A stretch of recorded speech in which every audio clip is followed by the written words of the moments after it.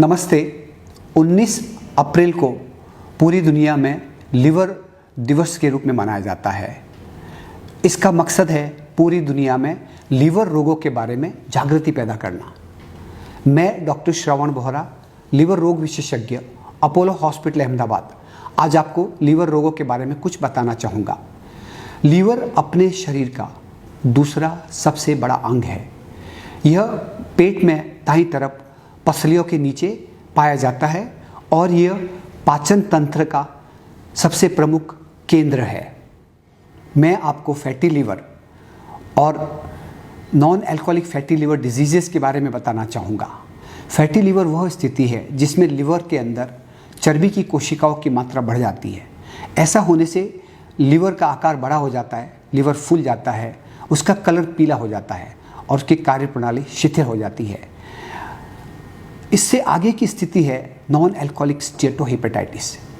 इसमें लीवर की जो कोशिकाएं होती है उसमें सूजन आ जाती है और ऐसा होने से इनकी कार्यप्रणाली बुरी तरह से प्रभावित होती है।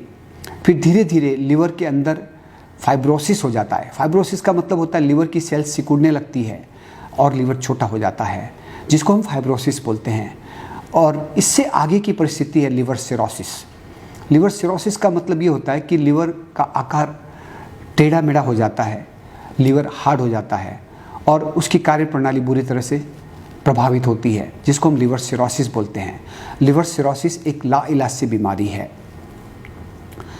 कई लोगों को जिनके शरीर में लिवर रोग होता है, यानी कि फैटी लीवर होता है या नॉन अल्कोहलिक स्टेटोहेपेटाइटिस होती है, लेकिन उनके शरीर में कोई लक्षण नहीं होते हैं और वो अपने आप को एकदम स्वस्थ समझते हैं, लेकिन ऐसा नहीं है। इन लोगों के अगर ब्लड की जांच की जाए तो उसमें काफ़ी कुछ खराबी पाई जाती है। हमें ये जान के खुशी है कि हमारे देश में डायबिटीज़ और हृदय रोगों के बारे में काफ़ी जागृति है। लोग जानते हैं कि उनका कोलेस्ट्रॉल कितना है, लोग ये भी जानते हैं कि उनका ईसीजी कैसा है और लोग ये भी जानते हैं कि उनका ब्लड शुगर कितना है। लेकिन ये दुख की बात है कि लीवर का जो सबसे प्रमुख ब्लड की जांच है, जिसको एसजीपीटी बोलते हैं, इसके बारे में लोगों की बहुत कम जानकारी है। अगर किसी का एसजीपीटी बढ़ा हुआ है तो वो किसी बड़ी बीमारी की शुरुआत हो सकती है। जैसे नॉन अल्कोहलिक स्टेटोहेपेटाइटिस के रोगियों में एसजीपीटी बढ़ा हुआ होता है। कुछ लोगों का एसजीपीटी जो कि नॉर्मल 30 के आसपास होता है, 100 तक भी होता है, उससे ज़्यादा भी हो सकता है। अगर ऐसा है तो उन लोगों की जांच करके देखना चाहिए कि वो लीवर में सूजन का कारण क्या है। लीवर के रोगों का निदान कैसे होता है? निदान के लिए ब्लड की जांचें होती है। उसके बाद में अगर लिवर डिजीज़ का कारण नहीं मिलता है तो सोनोग्राफी की जाती है, जिससे मालूम पड़ता है कि लीवर का स्ट्रक्चर कैसा है। सोनोग्राफी के बाद भी अगर संदेह रहता है कि लीवर में कौन सा रोग है तो फाइब्रोस्कैन नाम की एक विशेष जांच की जाती है, जिससे ये मालूम पड़ता है कि लीवर अंदर से हार्ड तो नहीं हो गया है, यानी कि लीवर में फाइब्रोसिस कितना है या लीवर का सिरोसिस तो नहीं हो गया है। और कुछ रोगियों में लीवर की जांच के लिए लीवर के अंदर से एक छोटा सा टुकड़ा निकाला जाता है, जिसको लीवर बायोप्सी बोलते हैं। इन सब जांचों से लीवर रोगों का निदान होता है। तो नॉन अल्कोहलिक स्टेटोहेपेटाइटिस अगर किसी को है तो ऐसे रोगी को डॉक्टर से मिलकर के उसका डायग्नोसिस करना चाहिए और उसके बाद में उसका इलाज लेना चाहिए। फैटी लीवर और नॉन अल्कोहलिक स्टेटोहेपेटाइटिस का जो सबसे प्रमुख इलाज है वो मरीज़ के हाथ में है, और वो है अपनी जीवन शैली को बदल देना। फैटी लीवर और स्टेटोहेपेटाइटिस होने का सबसे प्रमुख कारण है अपनी गलत जीवन शैली।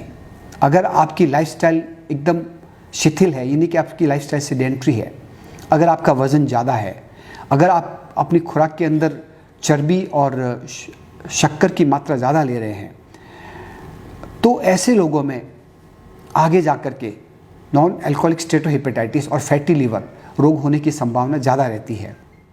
नॉन अल्कोहलिक स्टेटोहेपेटाइटिस के इलाज के लिए कुछ दवाइयाँ उपलब्ध है, जिसमें प्रमुख दवाई है विटामिन ई और पायोग्लिटिजोन। ये दो दवाइयाँ विश्व में बड़े स्तर पे काम में लाई गई है, लेकिन बहुत ज़्यादा प्रभावी नहीं है।